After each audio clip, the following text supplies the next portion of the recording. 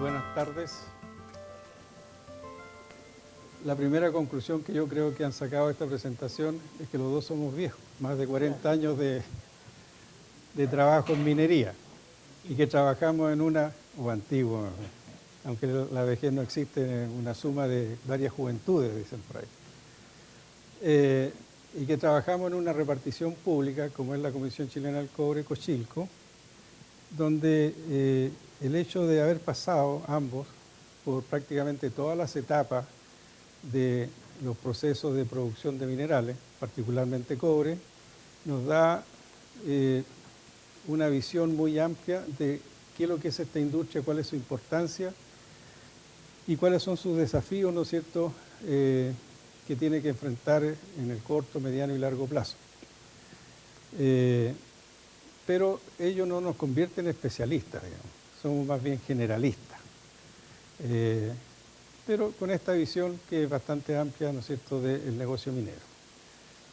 La primera, estas presentaciones están divididas en dos partes. Yo voy a centrarme básicamente en aspectos técnicos de la minería.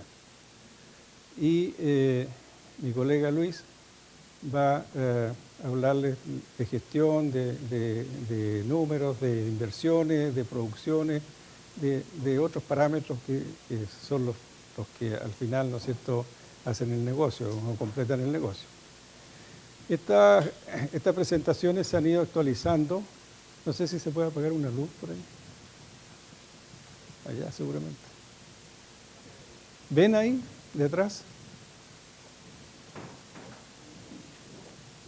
Estas presentaciones, les decía, se vienen actualizando desde hace algunos años. Esta de adelante. Ahí está bien. A través del trabajo que el Colegio de Ingenieros ha estado haciendo en lo que se llama el Proyecto de Desarrollo País, donde más de 60 comisiones diversas, ¿no es cierto?, se preocupan de caracterizar y evaluar las actividades económicas y no económicas del país y hacerle propuestas al Estado. A mí me ha tocado participar, ya Luis, en la Comisión de Minería y es lo que vamos a resumir en una presentación que en este caso he traído 3 puntos, digamos. Quiero hablarles de Chile, al cual nosotros los mineros pomposamente llamamos Chile País Minero, de los desafíos, ¿no es cierto?, que tiene el país en esta área de la minería y un listado corto de las principales conclusiones. Bueno, ¿por qué decimos que Chile es un país minero? Y eso lo habrán escuchado ustedes, digamos, o lo habrán leído en la prensa, Codelco lo publica en todas partes, etc. Entonces, bueno, primero porque hay una fuente de recursos naturales, minero, que es tremendamente importante a nivel mundial.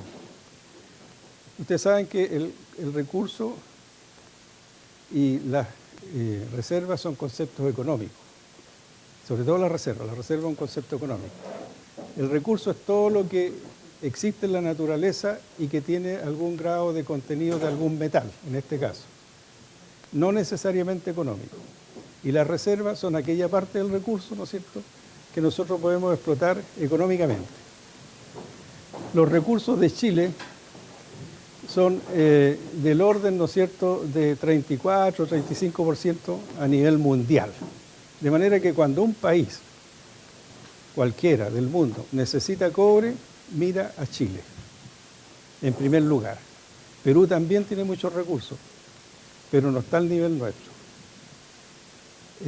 África también han encontrado recursos importantes de cobre, pero está mucho más atrasado todavía, no tiene ni siquiera infraestructura. Entonces, el recurso que tenemos nosotros es tremendamente importante. Además, ¿no es cierto?, este recurso está incluido en yacimientos muy grandes, masivos, y el volumen de reservas de los recursos transformados en reserva económica es del orden de 28%, es decir, de un 35-36% de recursos, como el 28% es una reserva económica para los parámetros económicos hoy día. ¿Qué significa eso? El precio del metal, en este caso cobre, las leyes, su calidad, etcétera, etcétera. La ley del mineral media en la industria, ¿no es cierto?, es relativamente importante también en Chile. La naturaleza fue muy bondadosa con este país. Las leyes de los yacimientos en general, en cualquier parte del mundo, terminan prácticamente en cero. Aquí en Chile se estabilizan por ahí en el 0,8, 0,6, por ahí, pero no siguen bajando. Entonces, la ley del mineral es atractiva también. Como país tenemos una experiencia minera de mucho más de un siglo, digamos. Consideran ustedes que lo que hoy día es la División del Teniente empezó a operar como empresa industrialmente en 1905, Chuquicamata unos años después. Y antes de eso había minería desde la época precolombina, digamos. Entonces, hay una experiencia minera en el país. Hay profesionales competentes formados en universidades con tradición minera. En el caso de esta universidad, de la Universidad Ex Técnica del Estado, de donde nosotros estamos llegando acá, Concepción, las escuelas que tenía la Universidad Técnica del Estado, escuelas centenarias como Copiapó, más de 100 años formando profesionales para la minería. Entonces hay profesionales competentes. Mano de obra calificada, porque la actividad minera está concentrada básicamente en el norte de Chile, digamos. También convengamos que de Copiapó al norte algo de agricultura hay, pero la actividad principal, si dejamos a un lado la pesca, ¿no es cierto?, es la minería. Entonces, el contacto de la gente con esta actividad prácticamente es desde niños. Entonces, hay mano de obra calificada para la minería. No le es difícil a una persona del norte trabajar en minería, ¿no? Hay una estabilidad política. Hemos pasado algunos periodos también por ahí medio extraños, pero sí puede decir que hay estabilidad política. Las regulaciones del país son bien conocidas y respetadas, ¿no es cierto? El decreto ley 600, que a lo mejor un día próximo va a cambiar. Hay bases del medio ambiente, permisos sectoriales, cierre de faena, entre otros. Y finalmente, ¿no es cierto?, tenemos una infraestructura desarrollada. Hay puertos, y esa es una gracia que tiene el país contra la desventaja de ser tan largo, pero como es angostito, entonces todos los yacimientos, aunque sean de alta cordillera, están cerca de puertos, están cerca del mar. Hay comunicaciones, aeropuertos, ciudades, ¿no es cierto? Hay infraestructura de salud, educacional, ya me refería a eso, las universidades que forman profesionales y los colegios técnicos que forman profesionales para la minería. Entonces, todas estas, ¿no es cierto?, son ventajas que atraen al inversionista de minería, tanto nacional como extranjero. Si miramos el mapa del mundo, aquí aparece Chile con minería, con el 28% que les dije antes de la reserva. Australia también es importante, ¿no es cierto? Esto en cobre, estamos hablando de cobre.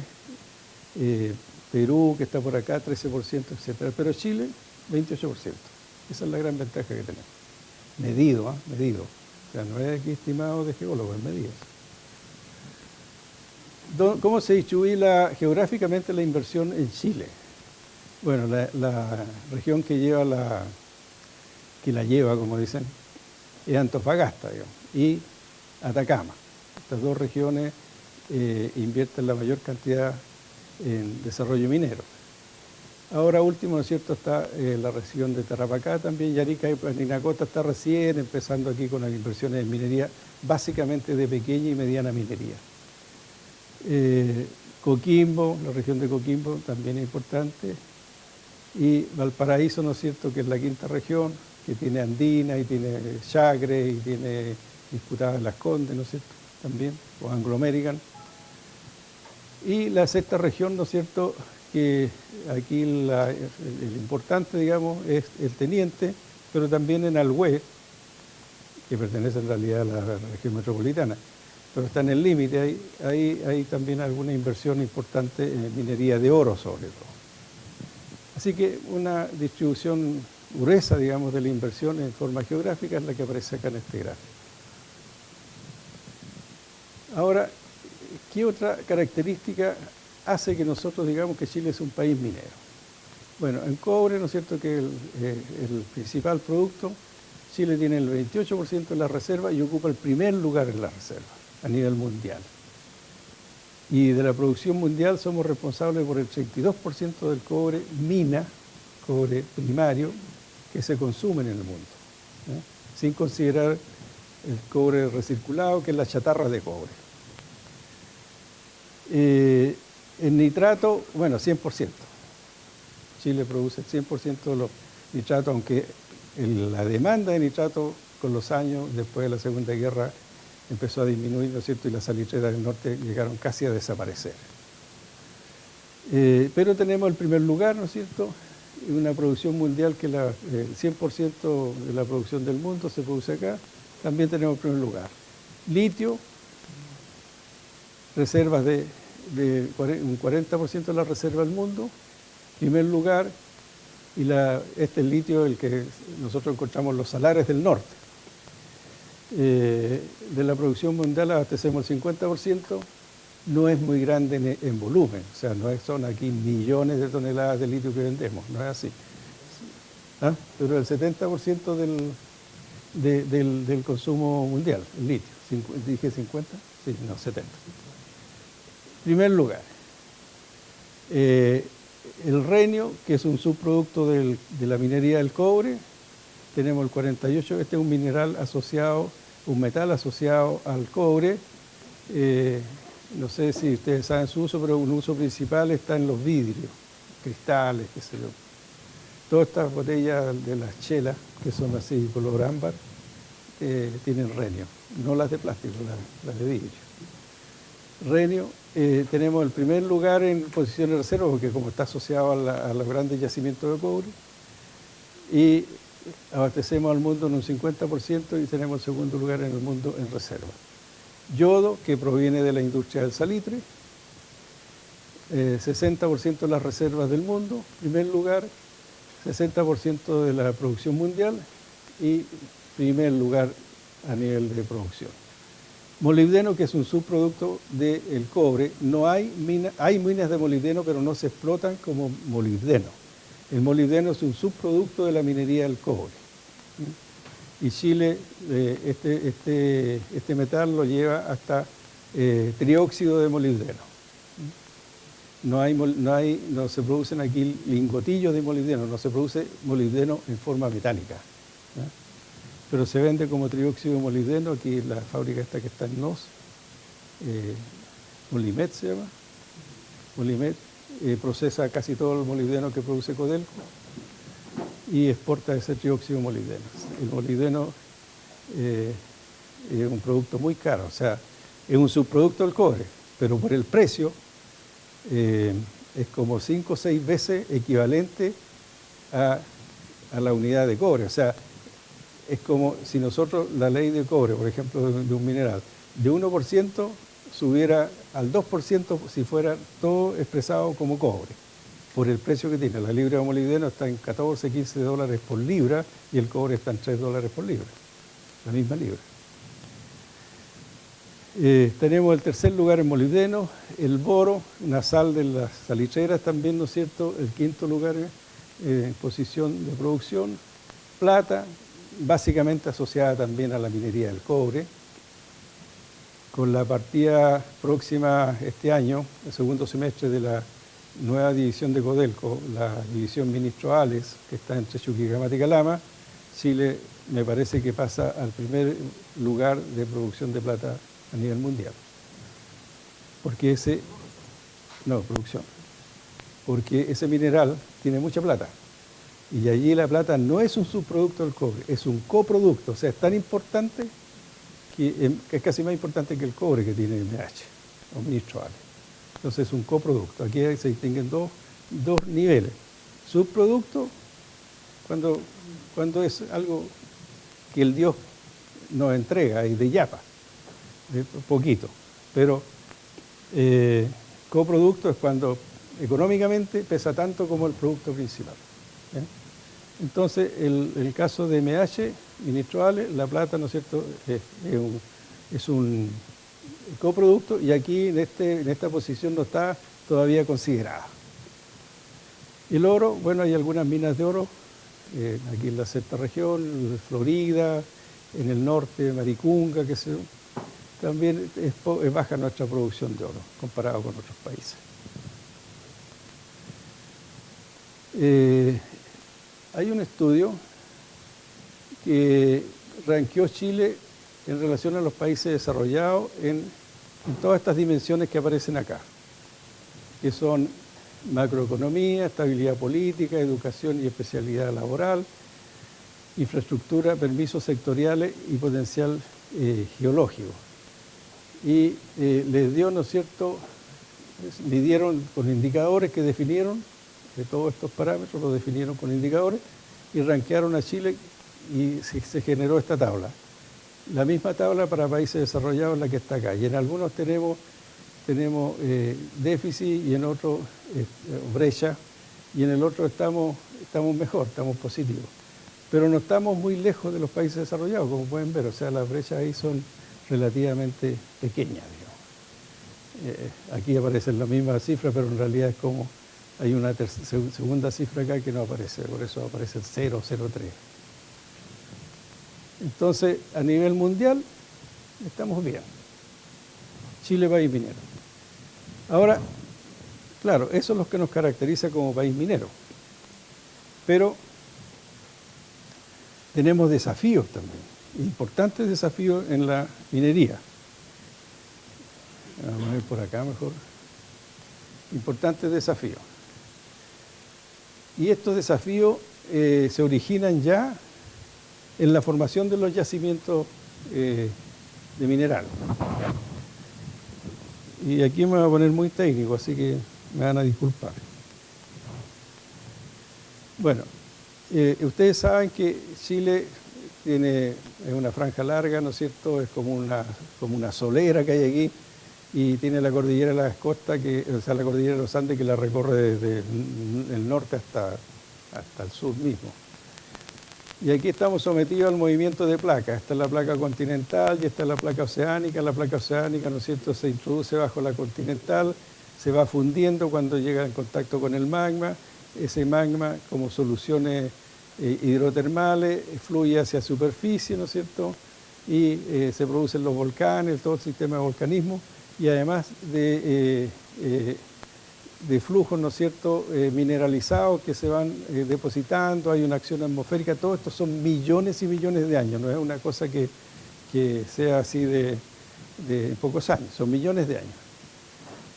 Estas soluciones hidrotermales que vienen de abajo, ¿no es cierto?, son las que traen los minerales y con la acción meteorológica, lluvia, viento, etcétera, se trasladan de lugar, se depositan en otros lugares, se genera una serie de yacimientos. Aquí hay un detalle de lo mismo, pero ese es el origen. Entonces, toda esta forma de origen de los yacimientos, casi todo en la cordillera de los Andes, también en la cordillera de la costa, y algunas en el Valle Central, plantea dos desafíos en este momento muy importantes. Uno son los yacimientos de gran altura geográfica, es decir, en Chile estamos enfrentando minería sobre los 4.000 metros de altura geográfica. Y eso es un desafío mayor, porque significa, ¿no es cierto?, que los rendimientos de los equipos bajan. Se tienen estadísticas que el rendimiento de un motor diésel, por ejemplo, de cualquier equipo, de un camión, pierde un 10% de eficiencia por cada 1.000 metros de altura geográfica. Entonces, es re importante esto. Y lo otro es que las personas sufren mucho. Y hay muerto personas por la altura, digamos. Un par de años atrás murió un presidente de una importante minera en el norte.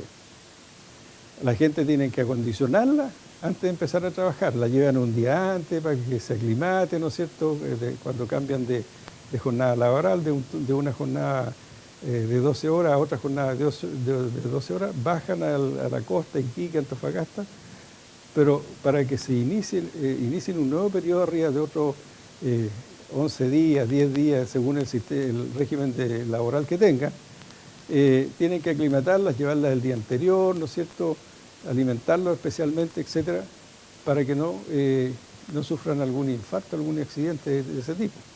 Entonces, la minería en gran altura, hay toda una especialidad médica que se está desarrollando en torno a estas condiciones fisiológicas. Y lo otro son los yacimientos profundos. Es decir, ¿por qué profundos? Porque las minas se empiezan a explotar de arriba a abajo, obviamente, algunas de abajo para arriba también. Pero la mayoría van profundizando. Y ya, ¿no es cierto?, están tan profundas que todas las minerías, la minería que existe hoy, las minas, que son a cielo abierto, en pocos años más van a cambiar todas a subterráneas, todas van a ser subterráneas. Chuquicamata, ya el 2019 va a estar cerrado el rajo, no se va a explotar más Chuquicamata a cielo abierto. Chuquicamata va a pasar a ser una mina subterránea. Y para ello se están invirtiendo, ¿no es cierto?, miles de millones de dólares, o sea, 4.000 millones de dólares o algo más, ¿no es cierto?, para hacer un método de explotación subterránea en Chuquicamata. Se están ya desarrollando proyectos, se están construyendo las obras de acceso. Y así, pues, hay muchas minas, ¿no es cierto?, que van a agotar su parte superficial, que se explota a cielo abierto, y van a pasar a ser subterráneas. El Teniente está con un nuevo nivel mina, que es mucho más profundo que el nivel más bajo que tienen hoy día. Y así, entonces, el otro desafío es las minas profundas. ¿Qué es lo que implica tener una mina de mucha profundidad? Bueno, en primer lugar, ¿no es cierto?, hay un fenómeno que se puede producir que se llama estallido de roca. Por las presiones, ¿no es cierto?, de las columnas de roca tan altas, sobre 1000 metros de columna a veces, hay una concentración de esfuerzo que provienen del movimiento de las placas, de la placa del oceánica y de la placa continental. El cerro empieza a acumular esa energía y llega un momento cuando el hombre hace un hoyo, hace una actividad, ¿no es cierto?, minera, se reacomodan los esfuerzos tectónicos y se produce el estallido de roca, que es un verdadero estallido de dinamita. O sea, las piedras vuelan para todos lados y es de improviso y mata gente y provoca derrumbes dentro de la mina. Es sumamente complicado. Entonces, los proyectos mineros tienen que considerar que muchas medidas, ¿no es cierto?, para enfrentar de mejor forma estos esfuerzos mineros, estos esfuerzos tectónicos, en el diseño de la mina subterránea y además, ¿no es cierto?, muchos sistemas de medición de esfuerzo para evacuar gente antes de que algo pueda ocurrir. Entonces, dos desafíos muy importantes que va a enfrentar y está enfrentando ya Chile: la minería de gran altura geográfica y la minería profunda.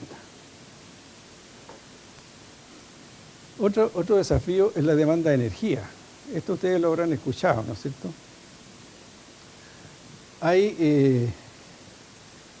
Se ha detectado, ¿no es cierto?, que hay una intensidad de uso en kilowatt-hora por tonelada métrica de metal fino que aumentará un 30% por los próximos 10 años. ¿Por qué? Porque el mineral será más duro. ¿Por qué va a ser más duro? Porque la mina va a ser más profunda. Y más profunda, la roca es más sana. La roca es primaria. No tiene efectos de meteorización, o sea, no tiene efectos de la atmósfera, que es la roca de arriba, que es más blanda. La roca de arriba está descompuesta, el interior no. Entonces, el mineral para las mismas producciones de cobre, el mineral va a ser más duro y las leyes, ¿no es cierto?, van a bajar. Las leyes en profundidades también bajan. Entonces, para producir las mismas cantidades de cobre metálico o de metal, van a tener que explotar más mineral y también van a tener que consumir más electricidad. Por eso es que sube, por la misma tonelada métrica de metal fino que se saca hoy día, en 10 años más el consumo va a ser un 30% superior de energía, más o menos. Estas son estimaciones, ¿eh? A lo mejor no va a ser el 30, va a ser más o a lo mejor menos, ¿no? pues son estimaciones con los conocimientos hoy día. El agua es otro problema, otro desafío que enfrenta la minería en Chile, sobre todo en el norte. Y en este momento lo que se está viendo como solución radical a este problema de falta de agua es el uso de agua de mar desalada. ¿Qué significa eso? Que hay que sacarle agua al mar y bombearla, ¿no es cierto?, a gran altura. Vamos a ver otra lámina donde aparece esto, lo que implica en términos de costo. Bombear agua a grandes alturas. El agua de mar se puede usar en los procesos mineros sin ningún problema, pero hay que bombearla a grandes alturas y grandes distancias, o sea, estamos hablando de 100 kilómetros o más, digamos, y alturas de más de 3.000 metros, desde de la playa, digamos, hasta el uso industrial en la faena. Disminuyen las leyes de mineral, ya se los comenté, ¿no es cierto? Entonces, para igual cantidad de cobre, por ejemplo, de metal a producir, se necesita un mayor tratamiento de mineral. Aquí aparecen unos gráficos, ¿no es cierto?, que dan cuenta de esta situación. Por aquí estamos en el año 2014, esto sube para el 2020, me parece que aparece ahí abajo, yo no alcanzo a leer de acá, sube 2 o 3 veces más o menos. Entonces, la demanda de energía es un desafío del país. Más aún, si consideramos que no han habido grandes desarrollos eléctricos en Chile. En este momento se ve una demanda de energía que es superior a la energía disponible, a la oferta. Y la diferencia es más de 1 kWh por tonelada de metal. Si no se construyen luego algunas centrales eléctricas, sean hidro, diésel o nucleares. Aquí tenemos en esta lámina la componente de la energía en varios países.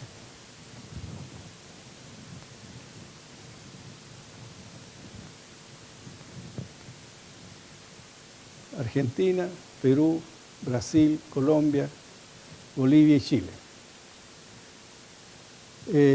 Chile, para empezar, no tiene energía nuclear, solamente lo tiene Brasil y Argentina. Chile tiene este poquito de energía diésel, que es casi igual, salvo Argentina, que tiene más recursos de petróleo. El resto de los países, todos tienen bajo uso de diésel para producir energía. Gas. Últimamente Chile ha estado subiendo la cantidad de energía producida por gas. La idea de hace 2 gobiernos atrás, ¿no es cierto?, era que con el gas argentino íbamos a transformar toda la matriz energética a gas. Cuando los argentinos cerraron la llave del gas, entonces hasta ahí nomás llegó el proyecto. Hoy día se está importando gas y se está generando energía mediante este combustible. Carbón. Chile es importante en carbón. El problema de Chile es que los carbones que tenemos acá son pocos y son de mala calidad. Entonces, mucho de este carbón es importado, la mayoría. Energías renovables no convencionales, eólica, solar, qué sé yo, poquito. Y nunca, no sé si ustedes estarán de acuerdo o no, pero yo creo que nunca un país como Chile, que necesita una cantidad enorme de energía para desarrollar su industria, se va a poder desarrollar solo o en gran medida, mejor dicho, a través de la energía renovable no convencional. Yo no digo que no haya que desarrollarla. Yo creo que hay que construir las plantas solares, las plantas, qué sé yo, no sé, eólicas, pero no es ¿para qué? Para apoyar el resto de la energía que se produce masivamente con algunos de estos otros combustibles como carbón, gas o hidráulica. Pero no es la solución. Los países, no sé, datos que he leído por ahí, no pasan del 25% en el total de la matriz energética de energía no renovable o energía renovable no convencional. Claro, y aquí después viene la energía hidráulica, ¿no es cierto?, donde Chile tiene dentro de todo este consumo, de todo este, tiene este porcentaje cerca del 40% de la energía de Chile se produce, o 30% se produce mediante centrales hidráulicas. Esta es nuestra situación de energía. No es muy buena en cuanto a diversificación. Brasil, miren ustedes, Brasil. Esta es la energía hidráulica de Brasil. Bueno, Brasil, en un solo río, que es el Amazonas, tiene un potencial de generación de energía hidráulica que es no sé cuántas veces toda la energía que puede producir Chile. Itaipú son, no sé, pues 20.000 megawatts, una cosa así. Le pasan una sola máquina de la generadora a Paraguay, porque comparten el río Paraná, y Paraguay se alumbra entero. Toda la energía que le pasa a Itaipú.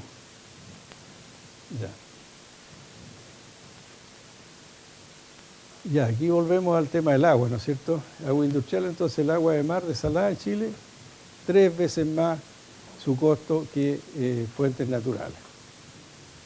Y aquí está la composición de costo. O sea, en el costo de operación y capital, ¿no es cierto?, $1,5 por tonelada.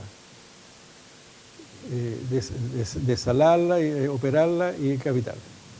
El transporte, miren, $1,8.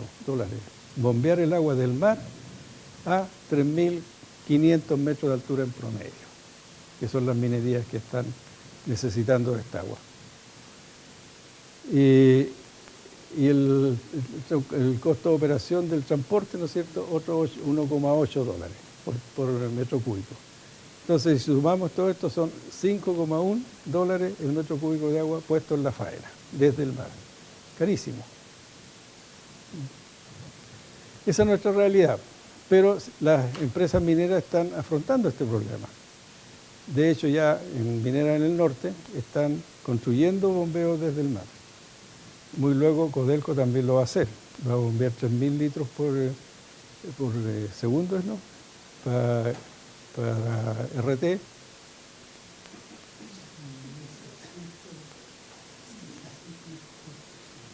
Y 600 metros cúbicos por segundo. Entonces, una tremenda adducción, pero no solo va a ser para RT, sino que para todo el distrito norte que hay en Calama. O sea, le va a dar agua a Chuqui, a Ministroales y a otras más. Claro, pero RT, el Radomiro Tomic, es la que va a tomar la mayor cantidad. Entonces ya están evaluando eso las mineras, porque no hay otra forma. El agua en el norte se acabó. Las napas, ¿no es cierto?, tienen una velocidad de reposición de agua muy lenta.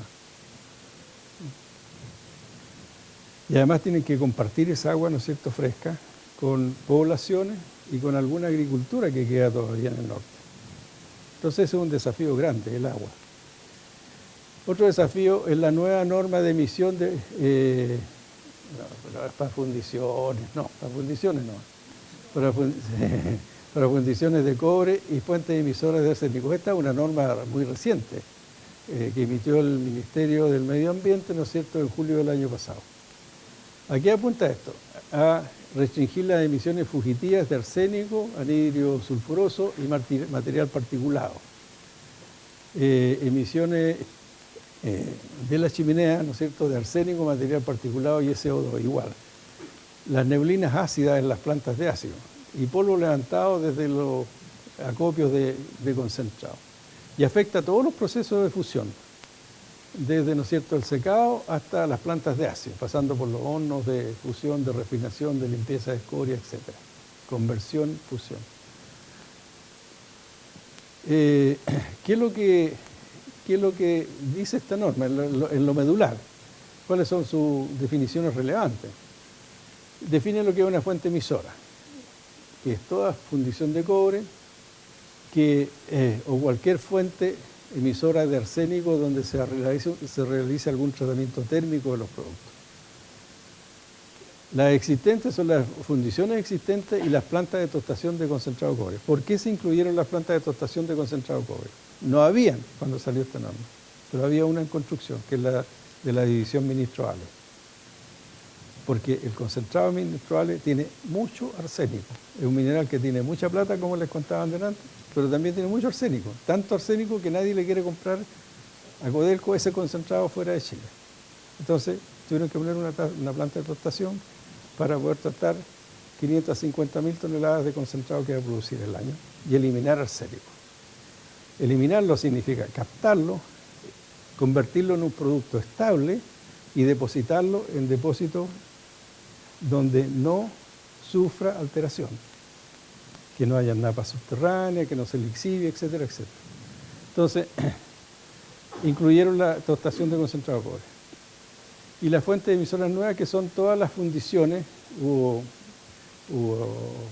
plantas de tostación, cuya resolución de calificación ambiental se haya otorgado después de la fecha de publicación en el diario oficial de esta nueva norma, que, como les digo, fue en julio del año pasado. Tiene un indicador muy duro esta nueva norma, que la emisión de azufre en las fundiciones nacionales tiene que ser inferior aproximadamente en un 50% a la exigencia de la norma que era anterior. O sea, la norma anterior baja esta exigencia en un 50%. Es decir, la pone más restrictiva. Ahora los plazos, ¿no es cierto?, para las emisiones de anhidrio, sulfuroso y arsénico en chimenea son 5 años cuando se cuenta con una planta de ácido de doble contacto. O sea, la faena tiene una planta de ácido y produce ácido, trata los gases metalúrgicos en una planta de ácido, y 2,5 años si existe una planta, la primera si no cuenta con una planta de ácido de doble contacto, y la segunda si cuenta con una planta de ácido de doble contacto, 2,5 años. Esos son los plazos que tiene a contar de julio del año pasado. ¿Quién se ve afectado aquí? Paipote, que es la fundición de Namia ahí cerca de Copiapó, que es una fundición muy vieja. Esta norma incluso podría significar que Paipote tendría que cerrar, dejar de operar, si no construye las plantas de ácido de doble contacto para poder mitigar la emisión de SO2. ¿Ah? Norma chilena. Aquí en Chile para las normas somos bien especiales. Se dice que, por ejemplo, con las normas de agua, los que escriben las normas salen al extranjero y ven qué norma existe en Francia, en Alemania, Estados Unidos, en Brasil, en muchas partes, y toma lo peor lo más restrictivo de esas normas. Por ejemplo, normas de molibdeno contenido en agua. La norma de molibdeno, no sé si habrá cambiado realmente, pero años atrás exigía menos molibdeno que lo que trae en forma natural de molibdeno el río Mapocho. Porque el río Mapocho pasa muy cerca del yacimiento de Anglo American, ¿no es cierto?, en la cordillera. Y hay una infiltración de la mina, ¿no es cierto?, hay lixiviaciones, de esos minerales se disuelven y van a parar a los ríos, a las escorrentías, a las quebradas. Hay ocasiones en que el agua del río Mapocho trae más molibdeno que lo que exige la norma. ¿Y qué solución tiene eso? Ninguna. Entonces, muy restrictiva la norma, no sé. Bueno, eso es. Ahora vamos a hablar un poco de las tecnologías, que es el último desafío que les voy a contar. Tecnologías para el desarrollo. Bueno, aquí este análisis en realidad hay que mirarlo en 3 escenarios. Un escenario de preguerras mundiales, de guerras mundiales y de las posguerras mundiales. En el caso de Chile, siempre el desarrollo tecnológico ha sido importar tecnología, adaptar tecnología, mejorar tecnología, adaptándola al caso chileno, y desarrollar también algunas tecnologías, pero pocas. Lo que más se hace es importar, yo diría que después un poco se adaptan, ¿no es cierto?, se mejora, y mejorarla. Ahora,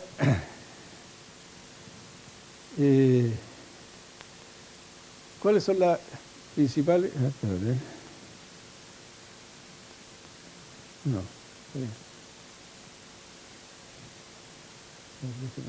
esa es la última. ¿Cuáles son las principales algunas de las principales conclusiones que podemos sacar hasta este minuto en lo que hemos visto. Primero que Chile, como ya le conté al principio, es reconocido como un productor relevante de cobre a nivel mundial, o sea, nada está en discusión, con reservas para muchísimos años más. Estamos hablando aquí 50, 80, 100 años más quizás, de recursos y reservas. Entonces cuando yo leo en el diario en estos días que se está discutiendo la reforma, ¿no es cierto?, y se dice que los inversionistas van a dejar de invertir en Chile, yo creo que en minería no va a pasar eso. No es cuestión de llegar y cerrar una mina, por ejemplo. El mundo necesita metales, necesita cobre. ¿Y dónde está el cobre? En Chile. Entonces van a seguir viniendo para acá, aunque tengan que pagar más impuestos. Reducirán costos de otra forma, pero van a tener que venir a buscar cobre a Chile o a los países que lo tienen. Y Chile preferentemente porque cuenta con todas esas ventajas que les nombré, con la infraestructura, con leyes bien conocidas, etcétera, etcétera. La calidad y cantidad de la reserva, ¿no es cierto?, permiten que Chile va a continuar liderando las inversiones y la producción. Eso es el diagnóstico que nosotros, el sector minería, los profesionales que trabajamos en la minería, sacamos como conclusión. Ahora, en el largo plazo, Chile podría beneficiarse mucho más, ¿no es cierto?, de la gran minería y de la gran demanda de cobre en el largo plazo. Ustedes saben que nosotros somos un exportador de un commodity, que es el cobre, en este caso. Pero el mundo necesita un producto a lo mejor más elaborado, porque Europa a lo mejor no quiere tener fábricas de alambrón, porque no quieren contaminarse, qué sé yo. Entonces, a lo mejor podríamos agregarle algún valor al producto primario, al commodity, y empezar a vender alambrones, qué sé yo, partes de motores que necesitan cobre, una serie de cosas. O sea, si nosotros tenemos la materia prima, a lo mejor podríamos sacarle un poco de ventaja, ¿no es cierto?, a esta demanda permanente que se estima como en un 3% de crecimiento anual, ¿no es cierto?, de demanda, sacarle un poco más de partido. Pero sí tenemos, como ya les conté antes, ¿no es cierto?, algunos desafíos que están con semáforo rojo para el desarrollo de esta industria. Que ya les nombré, la minería profunda, la minería de gran altura geográfica, que afecta la productividad y la seguridad de las personas y de los equipos. La energía, los costos, afecta a costos. O sea, energía podemos producir, pero a mayor costo. El agua, el costo y la disponibilidad. Disponibilidad si nosotros vamos a buscar agua de napas subterráneas.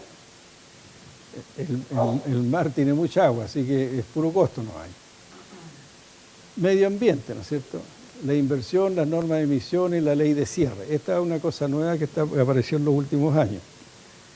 Chile no tenía una reglamentación para cerrar faenas mineras.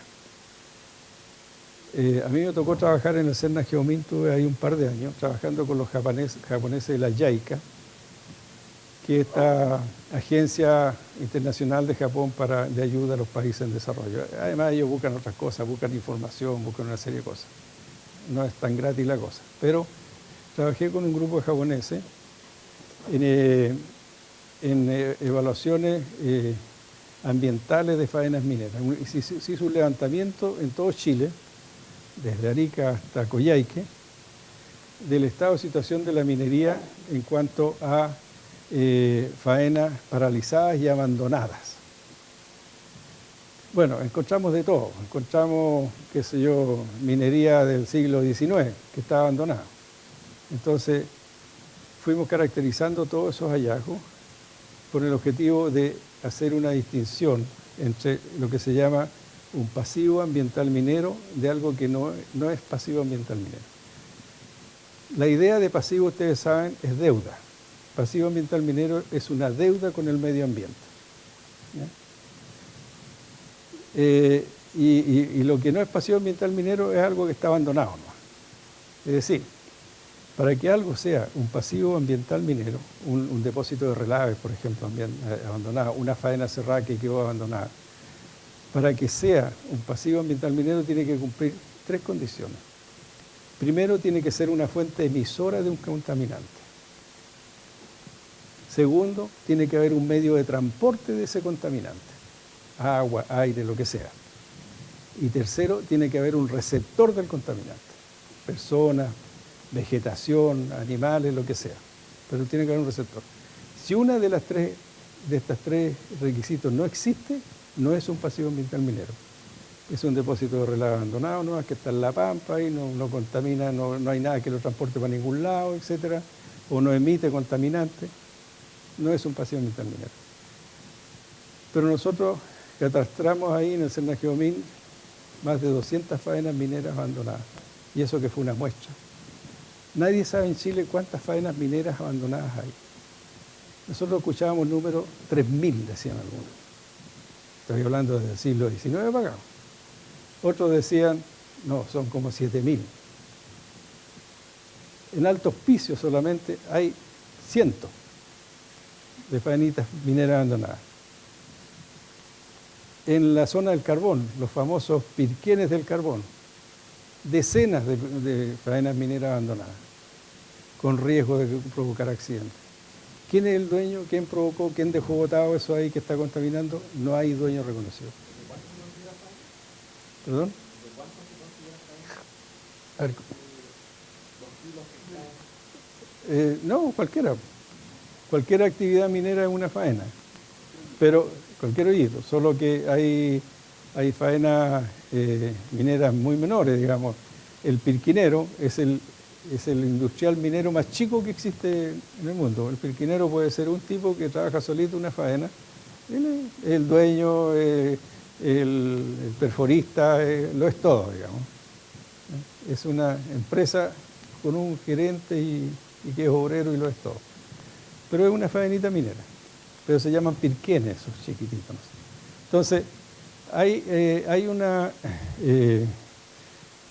una cantidad enorme de faenas abandonadas que no tienen dueño. Esto lo han hecho otros países. Le voy a dar un par de datos. Japón, o Alemania primero, ha gastado más de 10.000 millones de marcos en sanear estas cosas abandonadas que tenían de minería, sobre todo el carbón. Más de 10.000 millones de marcos. Eso es lo que se llama la remediación del medio ambiente. Claro que los alemanes son exagerados, entonces si había una mina abandonada de carbón a cielo abierto, ellos rellenaban el hoyo, digamos, o sea, reconstituían el cerro. Eso no lo vamos a hacer nunca acá en Chile. Japón ha gastado otro tanto. Estados Unidos, otro tanto. Llevan como 8.000 millones de dólares gastados. En Chile nadie tiene la cifra de cuánto costará hacer toda esa remediación, toda esa, entre comillas, limpieza de la minería.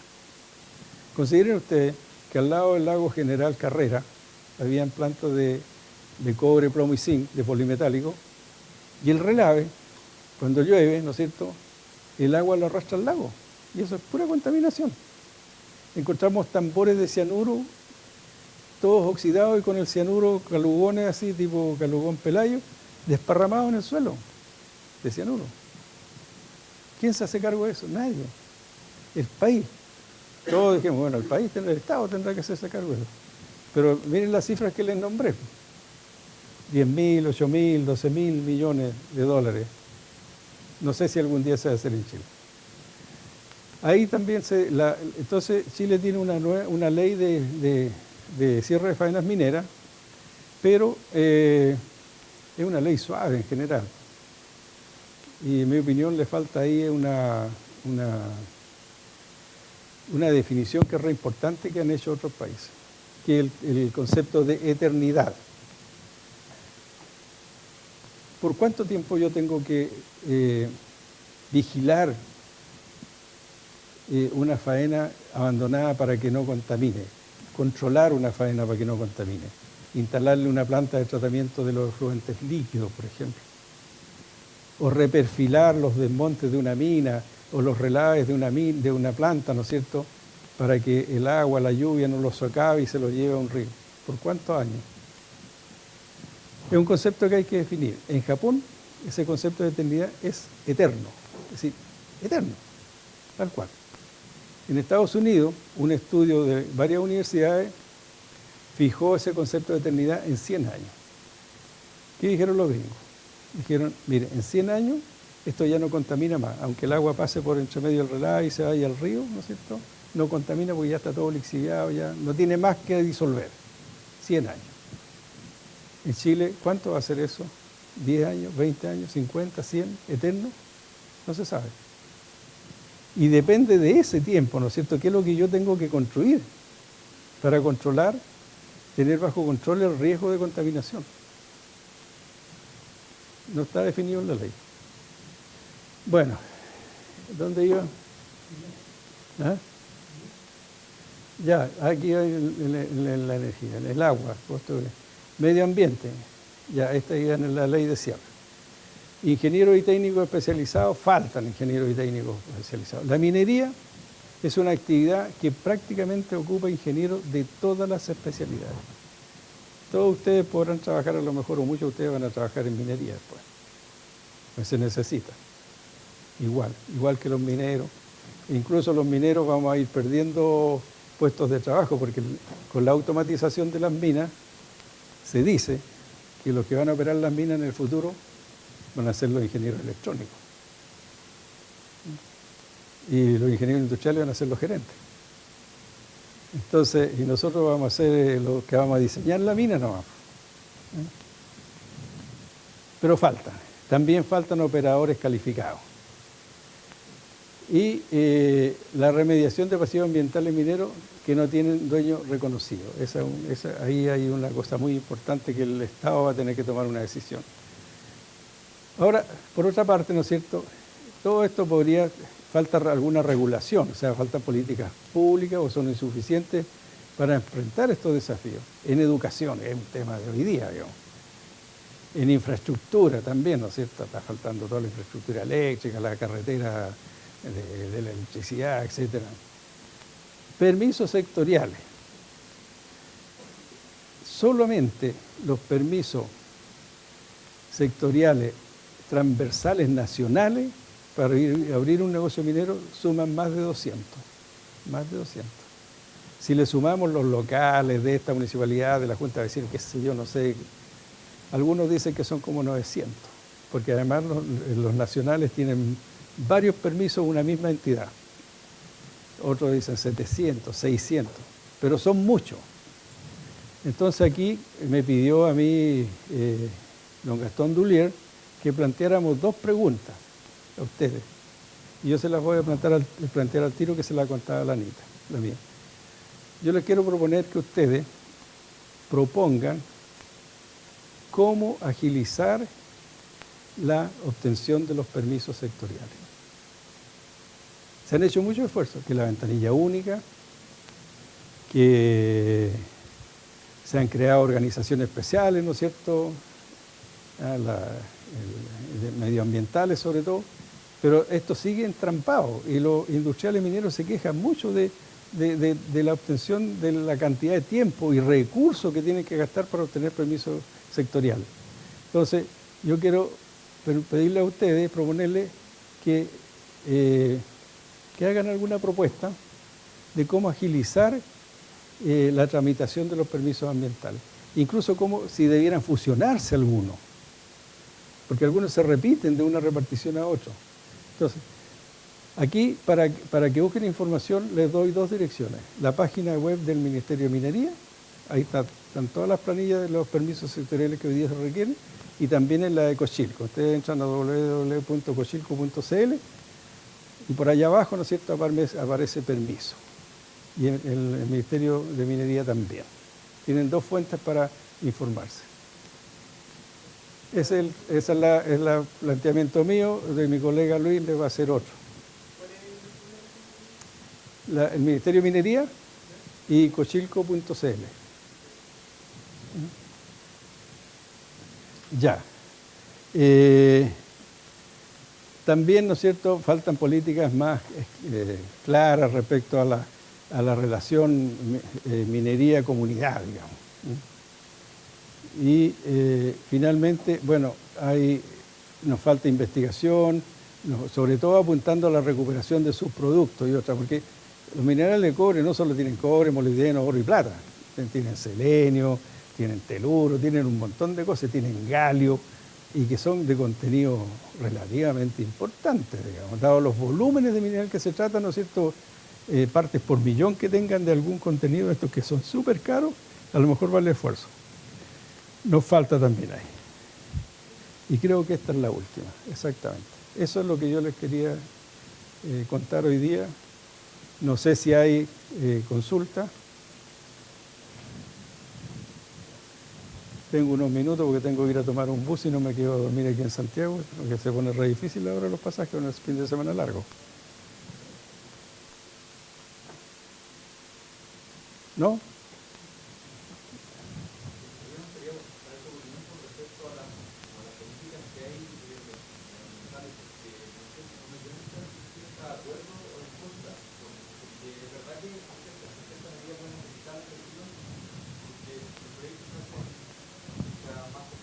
Sí.